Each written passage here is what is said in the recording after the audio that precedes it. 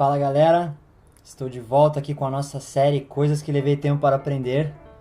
E primeiramente eu gostaria de agradecer vocês por terem acompanhado o primeiro vídeo. A repercussão realmente foi incrível, eu não esperava, passou aí de 10 mil views muito rápido e eu fiquei bem feliz, porque esse é um conteúdo que realmente me ajudou muito e é um conteúdo que eu mesmo uso, é um conteúdo muito sincero, uma coisa verdadeira que não tem nem o que falar, que eu tenho certeza que se vocês aplicarem, o jogo de vocês já vai mudar muita coisa e vocês vão ver resultados muito rápido também.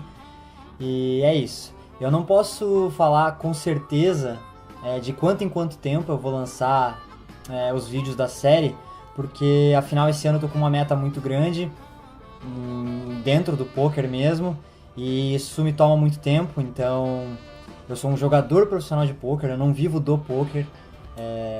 Então é isso, eu dedico muito meu tempo ao jogo mesmo, estudando o jogo e jogando também, porque afinal o nível de competição que eu jogo hoje em dia realmente é muito alto. Então se eu não estudar muito meus oponentes, se eu não me atualizar,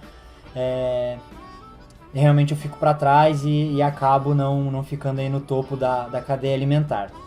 Mas então é isso.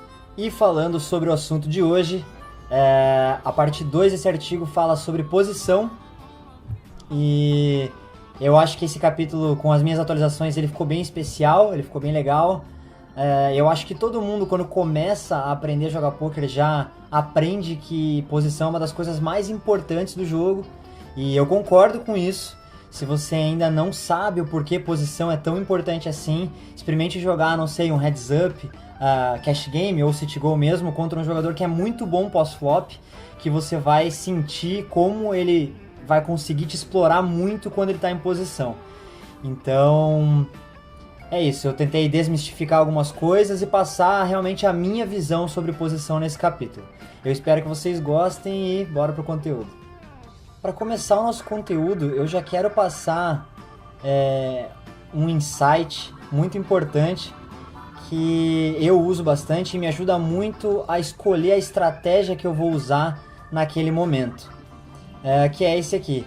Quanto mais deep stack você e seu adversário estiverem, mais quem está em posição tem vantagem.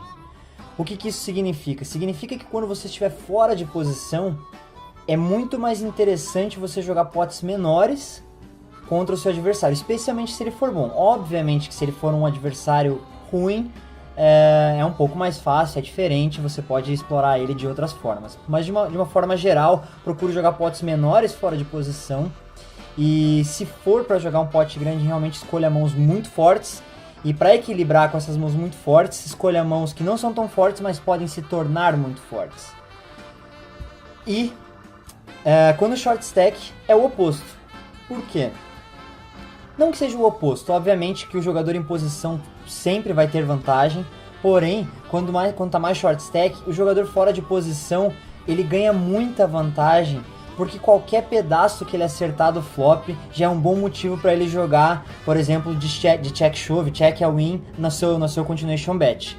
Então, por isso que é muito mais fácil jogar fora de posição quando tá short stack. Você não pode, por exemplo, colocar todas as suas fichas com 80 blinds, por exemplo, ou com um flush draw, por exemplo, no flop. E short stack você pode, ou com o middle pair, por exemplo, ou até mesmo com o top pair. Então, prestem bastante atenção nisso, isso é uma coisa extremamente importante.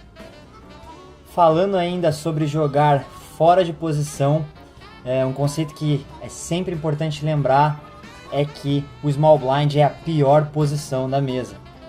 Por quê? Porque estamos fora de posição contra todos os jogadores. Então, para você que ainda está começando ou que ainda não tem uma base teórica muito forte, eu aconselho que com menos de 40 big blinds no small blind você não tenha range de flat call, você nunca dê call no small blind. Isso contra um raise, obviamente. Ou você tribeta ou você folda. Existem mãos que são boas para dar call, né, nessa situação? Sim, existem. Você pode criar uma estratégia de call no small blind? Sim, pode. Porém, o que eu vejo quando as pessoas começam a jogar, elas fletam um range muito óbvio do small blind e fica muito fácil para o jogador que está em posição jogar contra esse range.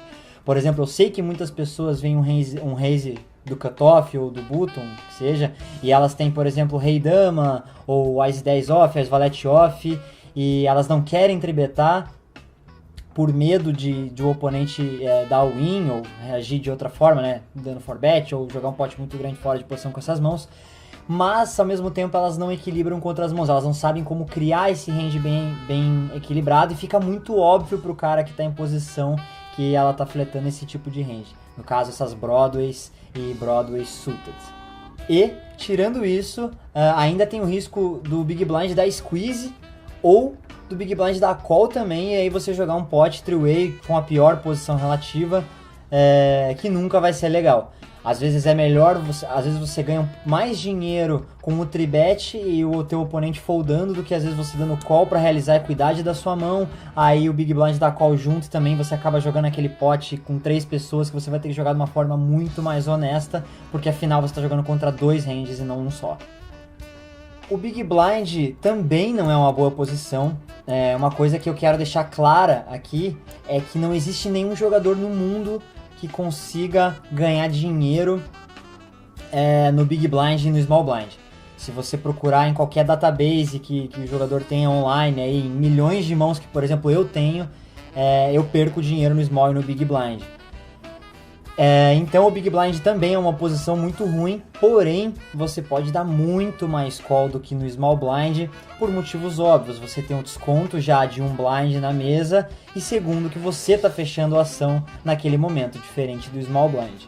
Versus raise de early position, das posições iniciais, eu tenho um range muito mais tight do Big Blind, de call no Big Blind, e geralmente eu escolho mãos que ou dominam o range do nosso oponente ou que não estão dominadas. Ou seja, eu evito aquelas mãos que estão ali no meio termo. Um exemplo é, sei lá, Ace 7 off, por exemplo, ou Rei 7 off, essas mãos assim, sabe, que não jogam bem versus o range do TG, ou do TG mais 1, enfim, do early position.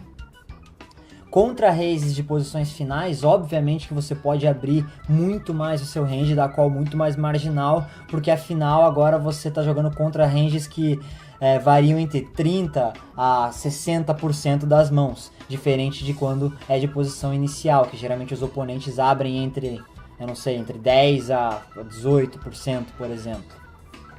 Falando agora sobre jogar em posição, nós podemos ser muito mais loose quando estamos no button e no cutoff, principalmente, porque afinal jogaremos em posição a maioria das vezes e agiremos depois dos nossos oponentes a maioria das vezes. Então, quando os antes começam, eu digo quando os antes começam porque a maioria dos torneios online hoje em dia já começam com ante. Então, quando tem ante já, você tem que ser bem loose mesmo no button, porque afinal tem mais dinheiro no pot, né? Tem um Big Blind a mais geralmente no pot, e você tem que dar raise com um range realmente muito largo. Eu coloquei aqui um range médio mais ou menos ali para 30, 40 Big Blinds de 43%, que eu acho que é um range bem ok, mas você pode ampliar esse range ou reduzir esse range de acordo com os oponentes dos blinds.